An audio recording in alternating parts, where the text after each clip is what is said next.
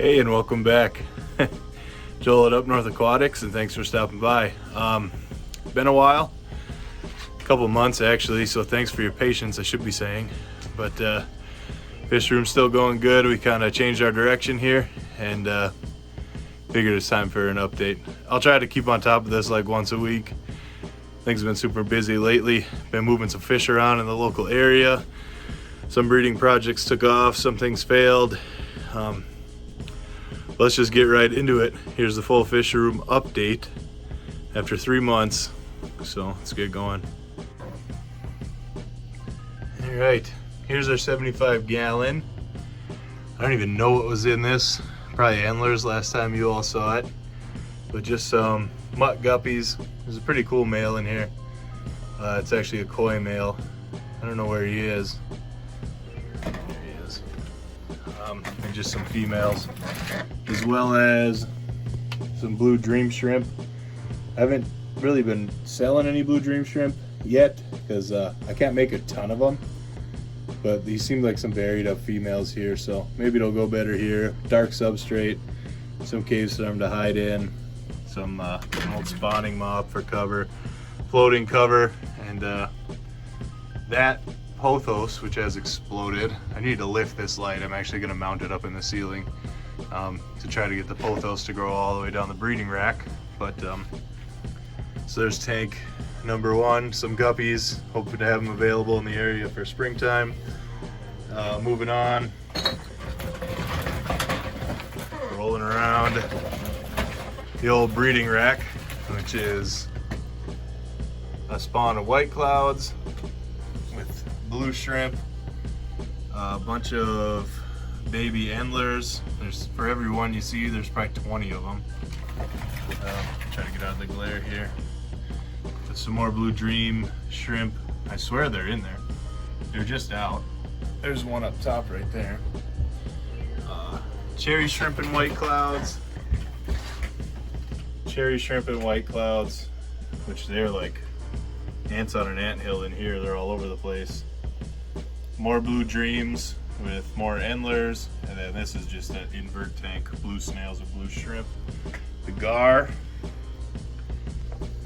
not doing too much right now, but he gets this pond to himself so he can move around a little bit better. He's getting pretty long, and he's got 2 roommates for now because I can't get him off live food. So if you're not a fan of the live feeding, I don't show any of that stuff on camera really, but that just is what it is. It's been a heck of a struggle with him. This pond, my last beta, it looks like some leftover shrimp on accident, I guess. This is where I was breeding my blues at, but I guess one clear one down in there, right there, is kind of obviously probably didn't see him on the blue and green background when I pulled the blues out to put the one male beta in, but he's a beautiful color. I've gotten away from betas. It's a lot of work compared to how quick I could move them versus some other stuff people in the local area have been asking for. Was not this, so I have one person interested in him. If not, he can live his life out here. 2 Oscars, soon to be more. Nothing came from them spawning. If everything's acting weird, I just did water changes on everything down here. Nothing came from them spawning. I even put them in their own tank. Nothing. So that's kind of a bummer. Here's like my showstopper fish that I'm excited about right now. High-fin variatus platies. That's the male. And these are the females, minus the one on the left of these 3 is another male. So hopefully if they could stay between these 2 colors, I think we'll get a lot of them. And I think we'll get a lot of really, really good looking fish. Being the variatus, they can live in the cold water with or without a heater. I have a heater in here and I'm feeding them twice a day just to try to boost their metabolism and get them to breed better. But if that doesn't work out, I'll pull the heater out and they might even do better. There's also red cherries here. I provided them with plenty of cover so that lots and lots of those babies can get moved. They've been like a #1 seller. Everybody that buys anything from me locally has been like, oh, throw some cherry shrimp in. I can't blame them. These things are awesome. Another group of cherries, and there's a very, very, very ready to pop female. So about to have a ton more cherries. See if we can get it to focus on her. And not looking like, oh, there it is. You can see how many babies she's holding underneath her.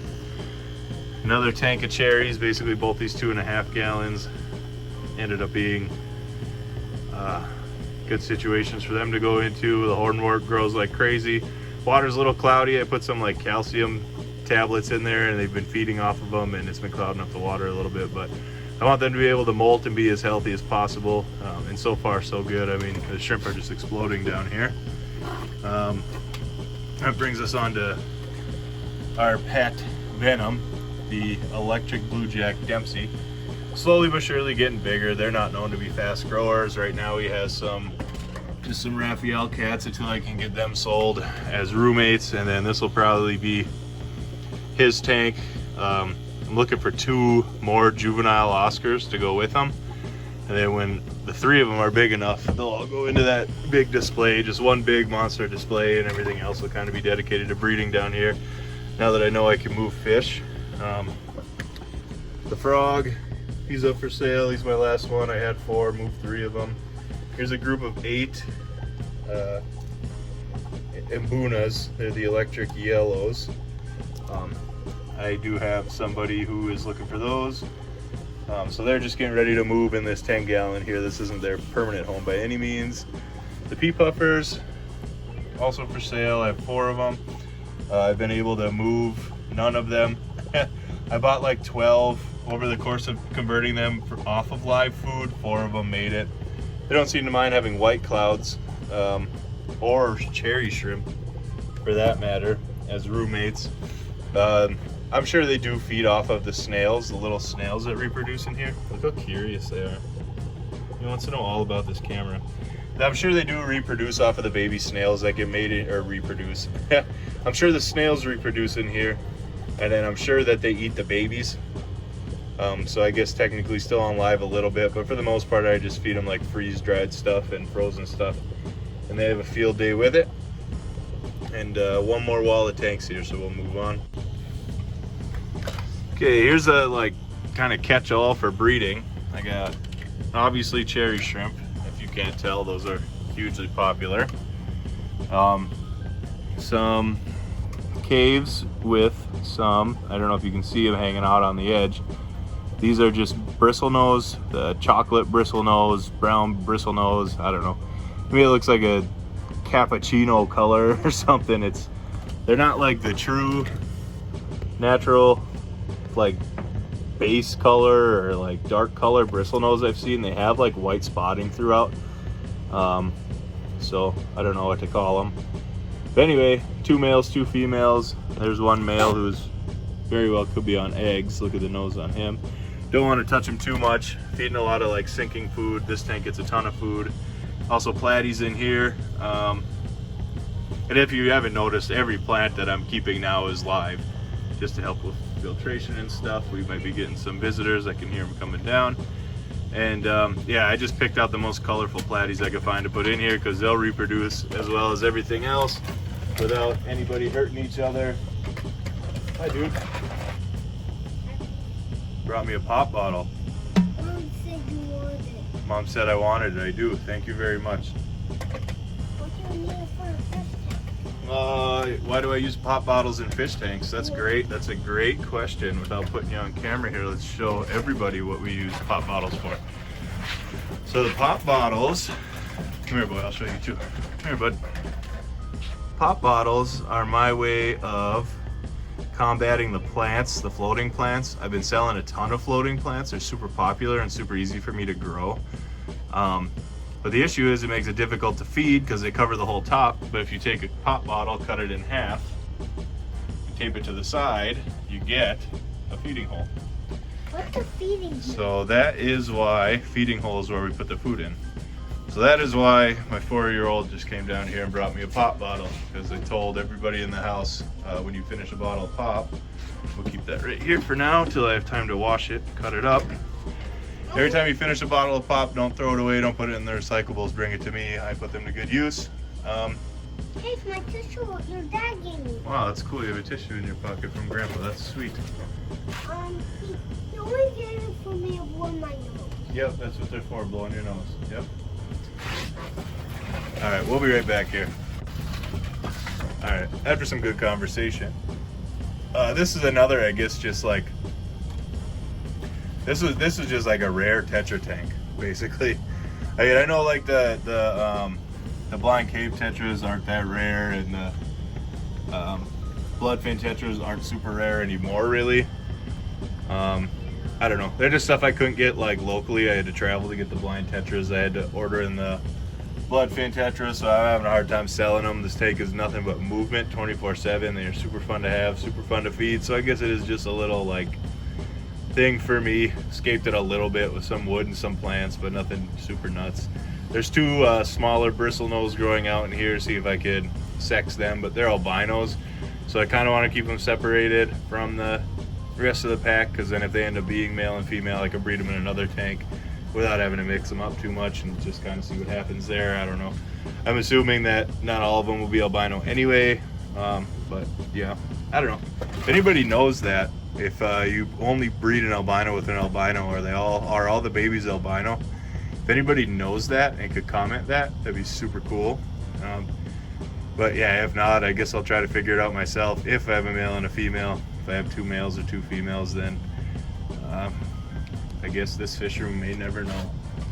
And then here is just a grow out. So for my white clouds, which there's a ton of them, and still my 2 goldfish, the pearl scale and that demikin thing. I think it's just like a, I don't know if it's a true demikin, but it's the closest thing that it looks like. But either way, they're super cool. So basically what happens with white clouds is they go through their growing stages. Yeah, I see your hand. I'm still filming, buddy. What happens with white clouds as they go through their growing stages is you can lose a whole generation, because when the subadults will eat the babies, but the actual adults usually won't, because they're not growing as quick, so they don't need that much food. Yeah, excuse us here. So when I kind of get some subadults, I throw them in here. They're big enough and fast enough that the goldfish don't eat them. And then they're not around to eat the babies, the smaller ones that I leave in the grow out tanks. So eventually they all end up here, and this is where I pull from to sell usually, unless somebody has a good setup to take some smaller ones and grow them out themselves. But if somebody has an established tank with fish already in it and they need something big enough to not get eaten, I pull from here. This is also where I pull my breeders, because I still spawn a couple, sometimes a couple times a month. The white clouds when I have room for them. That's about it. But again, plants just going absolutely nuts in like all these tanks, which has been super cool. I'm on a pretty strict light schedule, but I've completely stopped fertilizing and the plants are still just exploding. But I also do feed. When I don't work, I feed 3 times a day. When I do work, I feed once a day. But like a bigger feeding, and then they get 1 fast. Everything in here gets 1 fast and 1 like completely blackout day a week. But so that's where the white clouds end up, I guess. I'm losing my train of thought here. Almost everything has snails except where I spawn egg scatterers, because snails eat eggs. And yeah, there's everything that I guess you can see down here. Not much has changed, but a lot's changed. All right, so I don't know. Long story short, I've been busy.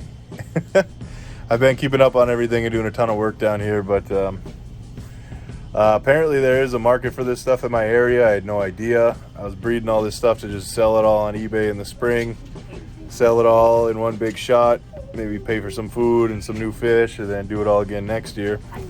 Happened to list a listing on Marketplace offering like just aquarium maintenance and stuff like that, and everybody, I kind of hinted that I was breeding some stuff, but you can't sell animals on Facebook. And a lot of people were actually really interested. It's been like a blessing. I've been busy the past few weeks just selling fish out of here. And shrimp and stuff like that. Shrimp are huge. People like the floating plants that are selling like crazy. So Yeah, so everything that was kind of a pet, everything got rehomed responsibly or sold responsibly. Nothing was ever set free, which I'm huge advocate against setting. Can you cut it out? Can you 2 minutes. Can I talk for a little bit? Not when I'm filming. You're gonna have to teach Riker how to be quiet. Yeah, I'm gonna have to teach your brother how to be quiet. I'm gonna have to teach you how to be quiet too. You have to teach me because I'm not quiet. Yeah, you're the one talking right now. I'm talking because I need to tell you something. All right, I need to be told something. I'll be right back. Okay. Anyway, pardon the interruption. Yeah, so basically, the greatest thing I could have done was put that marketplace post up, because all I got was messages asking me for specific things. And now I know exactly what to breed, what everybody in the area wants, and I can actually like spread this hobby out throughout my area, meet some people doing it, and have more of a community, because it was getting a little